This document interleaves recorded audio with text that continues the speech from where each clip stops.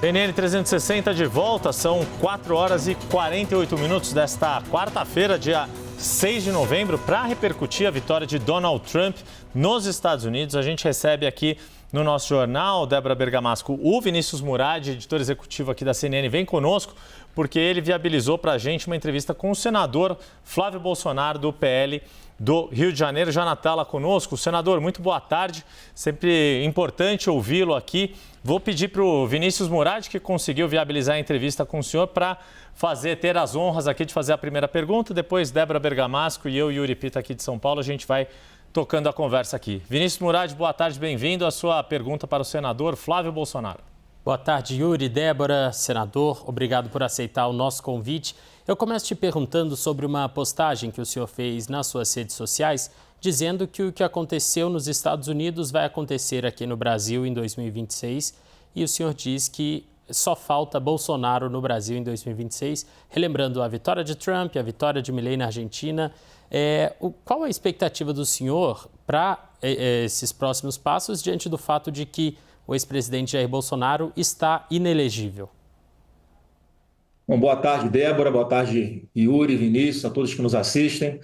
Olha, é óbvio que a gente recebe com muita alegria o resultado das eleições nos Estados Unidos, principalmente da forma como ela ocorreu, né, com o Trump dando um show de verdade, sepultando alguns fantasmas, né, que sempre a grande parte da mídia rotula o Trump, como rotula o Bolsonaro aqui também. Ele conseguiu vencer esses desafios, ele conseguiu, com articulação política, fazer, né, um grande arco de aliança, inclusive trazendo para perto de si pessoas que estavam mais à esquerda no partido democratas, como, por exemplo, o parlamentar que ele está trazendo para ser o ministro da saúde dele, que veio dos democratas, filiou-se aos republicanos, uma pauta que poderia vir trazer algum transtorno para ele no debate político nas eleições. E a gente sempre fica com a expectativa, Vinícius, de que há sempre uma tendência de o que acontece nos Estados Unidos pode acontecer também aqui no Brasil, e pela similaridade da situação que o Trump enfrentou nos Estados Unidos, por toda essa via-crucis que ele atravessou, muito similar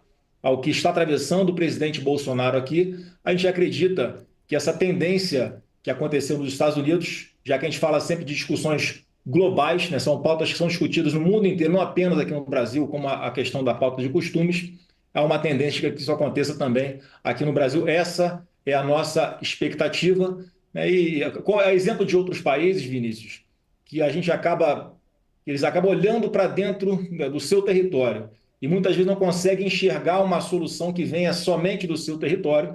Eu acredito, como no caso da guerra da Ucrânia com a Rússia, no caso de Israel no combate aos terroristas do Hamas, aqui no Brasil também, principalmente com o trabalho feito por parlamentares, em especial o deputado Eduardo Bolsonaro, os problemas que acontecem aqui dentro, para nós que entendemos que não há uma democracia plena no Brasil, chegam lá fora e, obviamente, que isso repercute na eleição lá, como pode repercutir na eleição aqui.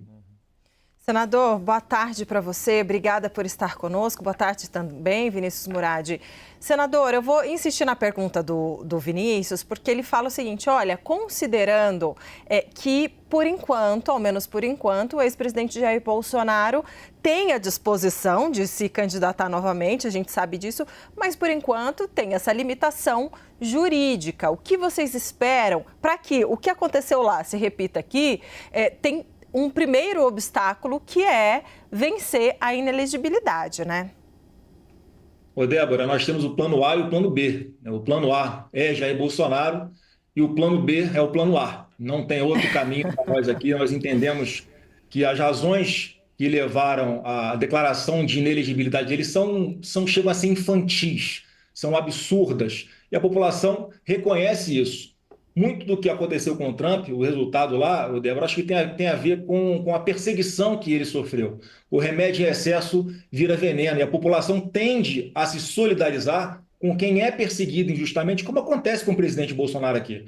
Ele não roubou ninguém, não tem atos de corrupção no seu governo, ele enfrentou uma pandemia, enfrentou consequências da guerra da Rússia com a Ucrânia, a maior crise hídrica nos últimos 92 anos no Brasil, desastres ambientais, e ainda assim entregou um Brasil com superávit de mais 52 bilhões de reais para o Lula, algo que nunca tinha acontecido nesse país, E é óbvio que ele deixa um legado, em especial de retirar do armário essa direita, de resgatar o sentimento de patriotismo e tantos outros legados que não vão se perder com essa perseguição que sofre Bolsonaro. Pelo contrário, muitos brasileiros, onde eu vou, em qualquer lugar do Brasil, que frequentam classe A, B, C, D e E, é unânime o carinho e o reconhecimento do presidente Bolsonaro. Então, acho que a bola, mais uma vez, como sempre esteve, Débora, está com o Supremo, de desfazer uma injustiça. Se eles descondenaram Lula, depois de tudo que ele fez, de toda a roubalheira que ele liderou aqui nesse Brasil num passado muito recente,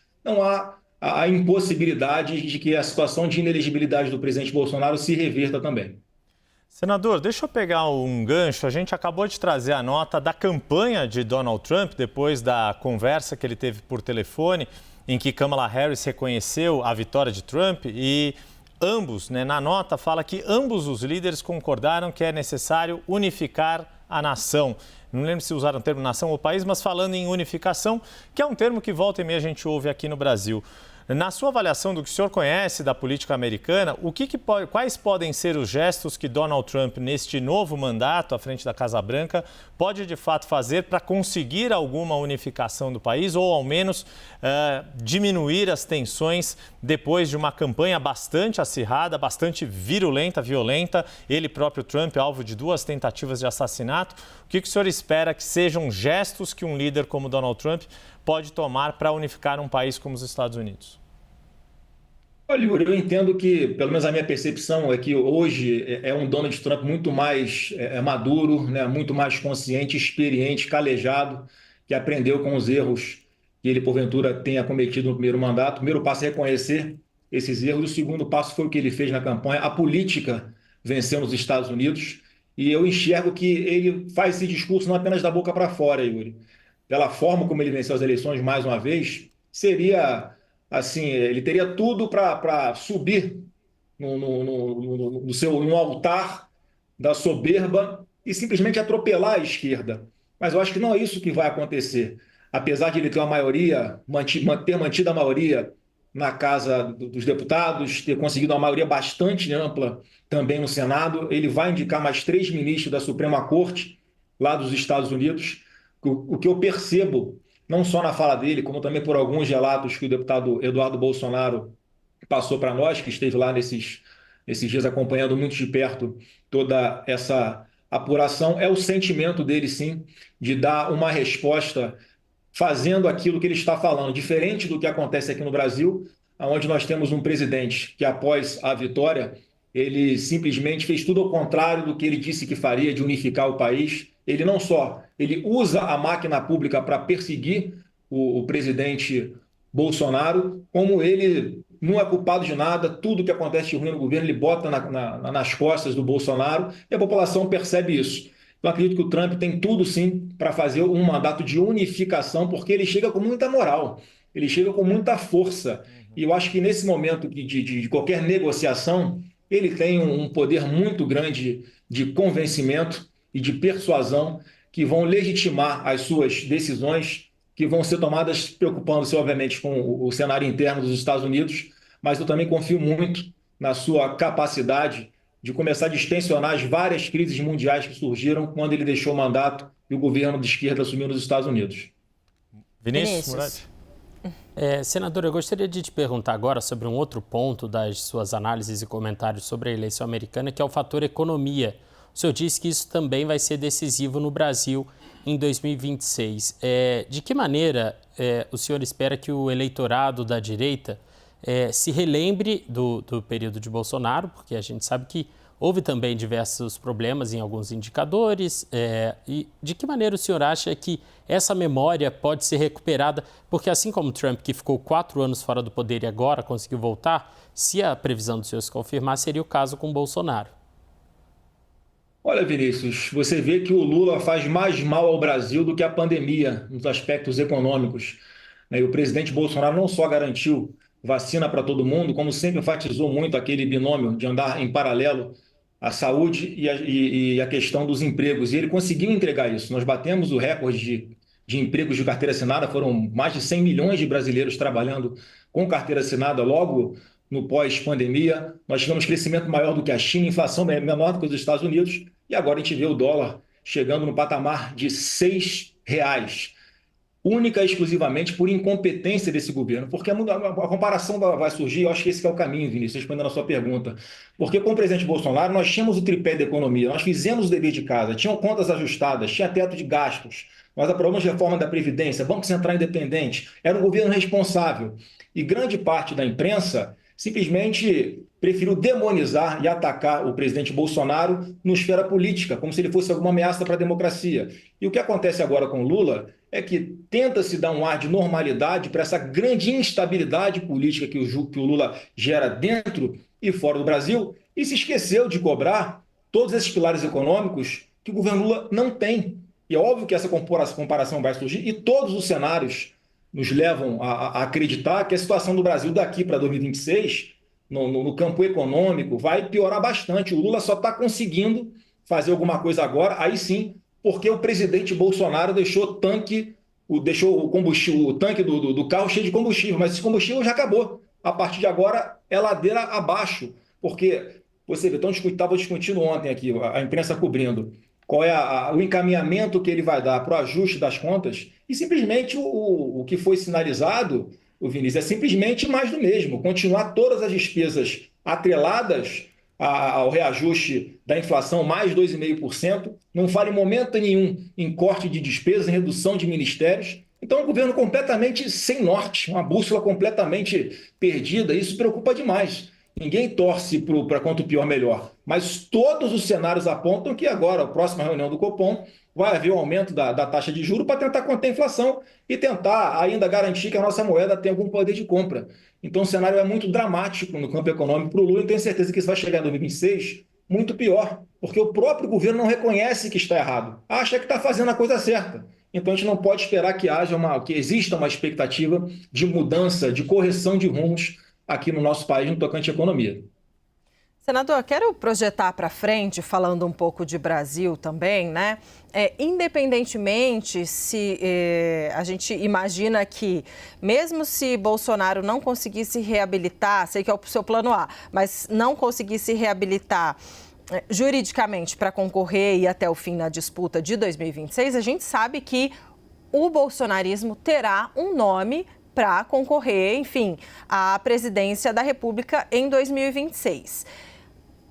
Dito isso, a gente sabe também que o deputado federal Eduardo Bolsonaro, ele, desde a presidência do seu pai, ele vem trabalhando muito nessa questão internacional. E aí, recentemente, né, trabalhou muito com Javier Milei, né, também fazendo campanha nesse diálogo, no diálogo com a equipe de Donald Trump também, estava lá, né, no mesmo evento, inclusive, da contagem de votos da apuração lá no resort de Donald Trump, enfim, tudo isso para dizer que ele tem essa presença e esse trabalho internacional. Minha pergunta, no governo de Jair Bolsonaro, ele chegou a ser cogitado como embaixador dos Estados Unidos, e aí o presidente acabou sendo demovido dessa ideia, muita repercussão negativa. Minha pergunta é, sendo Bolsonaro ou não, ou algum vencedor, presidente, vencedor, expoente do bolsonarismo, o senhor avalia que Eduardo Bolsonaro pode ser um nome para ser embaixador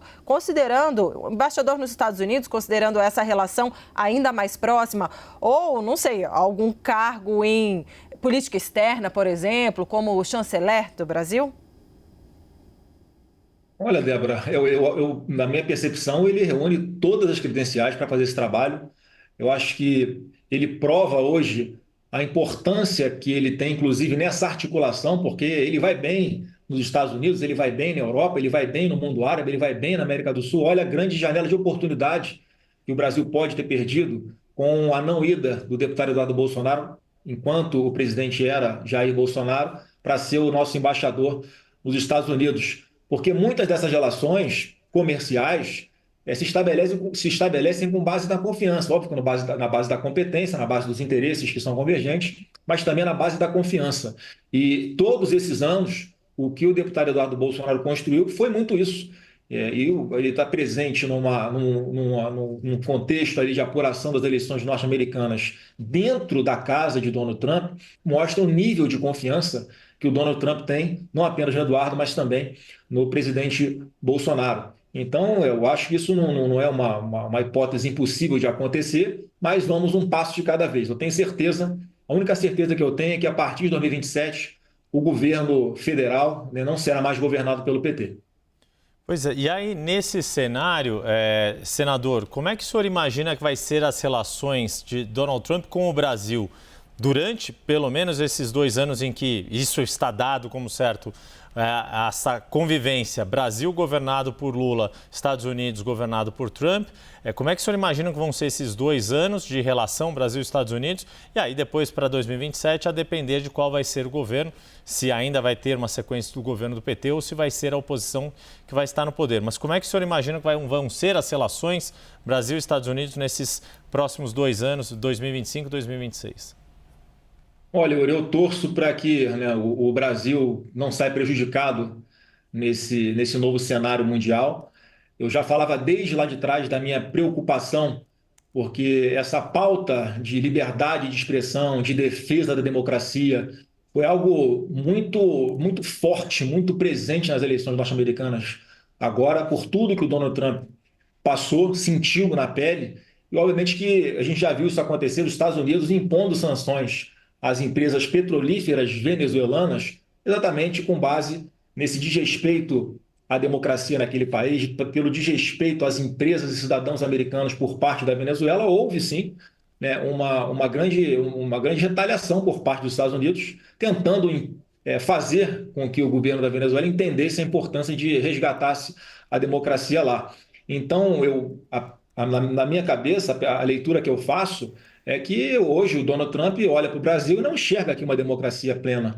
Óbvio que eu torço para que não aconteça esse tipo de impasse, esse tipo de embargo, mas é algo que as autoridades brasileiras aqui do comércio exterior vão ter que levar em consideração, porque todos nós sabemos que o Brasil depende muito mais dos Estados Unidos do que os Estados Unidos dependem do Brasil. E com gestos simples nós começamos a construir essa relação, como quando o presidente Bolsonaro isentou de visto os turistas americanos que viessem para o Brasil. Aí ficou aquela discussão toda, né, quem tem que ter reciprocidade, o Bolsonaro está se rebaixando. Não, mas tem muito mais interesse brasileiro ir para os Estados Unidos fazer turismo do que o contrário. Então, a posição do governo brasileiro após as eleições é sim de um lado mais fraco nessa negociação e, obviamente, que nesse tipo de situação, quando não há claramente uma boa vontade, uma boa relação de respeito, pelo menos entre os governos, o Brasil pode ser prejudicado disso. Mas, repito, eu torço para que isso não aconteça e que a gente possa caminhar para um retorno do reequilíbrio entre os poderes aqui no nosso Brasil e o resgate pleno da nossa democracia.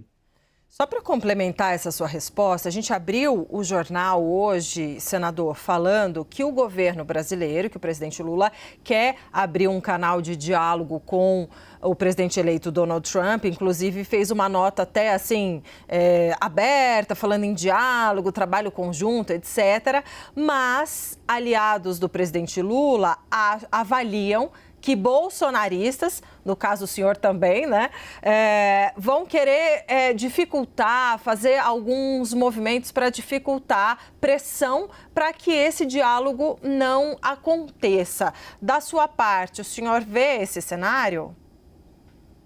Débora, esse governo Lula, além de incompetente, ele é um grande mentiroso e graças à liberdade que nós temos nas redes sociais hoje, ele não consegue esconder a real face dele, né, por muito tempo. Vocês lembram há pouco tempo o que aconteceu na Venezuela? E aí o PT mexe em fazer esse jogo combinado para tentar enganar a população, né? O Lula fica naquele discurso vaselina, nem reconhece e nem não reconhece a eleição na Venezuela, enquanto o PT vai, assina uma carta reconhecendo e o Lula fala, não, isso aqui é uma coisa do PT, eu não tenho essa posição enquanto presidente da República. Então, depois de Lula chamar publicamente, em alto e bom som por todo o mundo, o Trump de nazista, de racista, de tudo, de outros adjetivos que obviamente não cabem a Donald Trump, é óbvio que o lado de lá entende, sabe qual é o princípio, né, que rege aqui a política no Brasil e que o Lula se envolveu de cabeça pedindo abertamente votos para a Câmara, torcendo para a eleição da Câmara lá nos Estados Unidos. Então, eu receio, sim, que pelo menos até que haja ali uma situação de normalidade vai levar algum tempo, Débora, porque, óbvio, passou a eleição, a gente tem que virar a página, cabe ao vencedor estender a mão num gesto de humildade e de grandeza, mas isso são coisas que levam algum tempo, e repito, o Trump hoje olha para o Brasil, não enxerga aqui uma democracia plena, porque claramente olha aqui para o governo Lula e sabe que ele abriu mão de governar com o Congresso Nacional, respeitando a Constituição, e está preferindo governar usando o Supremo Tribunal Federal para tomar decisões no lugar do Legislativo, perseguindo pessoas pelo que falam, perseguindo parlamentares, né, por suas opiniões, palavras e votos. Então, eu tenho muita preocupação, Débora, que isso demore um pouco até que o Trump possa retomar um canal de negociação aberto com alguma normalidade com o governo brasileiro. Vinícius Murad, para a gente encerrar, sua última pergunta. Senador, a Polícia Federal brasileira diz que houve uma tentativa de golpe durante o período de transição entre Bolsonaro e Lula, inclusive com o fato do 8 de janeiro sendo um elemento, né, o que se chamou pela Polícia Federal de ato antidemocrático. Que tipo de paralelo o senhor vê entre esses fatos aqui no Brasil e o que aconteceu na derrota de Trump, também com a invasão ao Capitólio e com o fato de ele não reconhecer derrota? Ô Vinícius, vamos lá. Eu entendo que é muito claro para todo mundo que alguns ministros do Supremo eles estão tomando decisões com fígado, com uma espécie de vingança contra Bolsonaro. Não se sabe por quê. Eu não sei que medo é esse que alguns poucos ministros do Supremo têm com relação a Bolsonaro, porque esses mesmos conviveram com o presidente Bolsonaro, sabem da pessoa humilde e simples que ele é, uma pessoa correta, honesta. E simplesmente, ele, na minha cabeça, eu me coloco muito no lugar das pessoas, sabe, Vinícius? Então, o que eu imagino que passa na cabeça do Alexandre de Moraes, por exemplo? Ele acha que a culpa de ele não sair na rua, de ele não conseguir com tranquilidade no restaurante, ele ser hostilizado onde ele vá, é do Bolsonaro. Ele não tem a humildade de reconhecer que ele é vítima. Eu não estou aqui aplaudindo quem ameaça, quem persegue, eu acho que está errado, esse não é o caminho, mas ele é vítima dos próprios atos, das suas próprias posturas. Então, assim, se o presidente Bolsonaro hoje ele está inelegível por questões políticas, o Supremo começou a tomar decisões mudando todos os seus precedentes para perseguir o Bolsonaro. Olha, você vê, mudaram aquela regra do foro por prerrogativa, né, que quem está hoje numa posição de foro por prerrogativa, um presidente, um deputado, um senador, ele deixa o mandato, até ontem, esse processo descia para a primeira instância, mas eles mudam a jurisprudência para manter a relatoria com o Alexandre de Moraes para que ele possa conduzir um processo de forma completamente absurda, inconstitucional e suspeita. Esses mesmos que criticaram tanto o Moro na Lava Jato, alegando que ele combinava decisões com o Ministério Público Federal, hoje o Alexandre de Moraes faz muito pior, Vinícius. Ele não só combina, ele é o Ministério Público, é uma humilhação para o Ministério Público que o Alexandre de Moraes tem feito. Ele escolhe quem vão ser aqueles investigados e ele escolhe quem vão ser os investigadores. Ele interfere na investigação, ele manda voltar um relatório que ele achou que ficou ruim e que não vai sustentar para condenar algum alvo que ele pré-escolheu. Então, esse tipo de situação, eu acho que é contornável. Mais uma vez, se o Supremo descondenou o Lula, depois de toda a roubalheira que ele promoveu no Brasil, para recolocá-lo no jogo, entregar de mão beijada para ele a presidência da República, com Alexandre de Moraes interferindo durante o processo eleitoral, prejudicando a chapa do presidente Bolsonaro, tem muito mais motivos agora para que o Supremo olhe para isso e faça um meia-culpa e simplesmente anule essas condenações, esse processo contra o presidente Bolsonaro.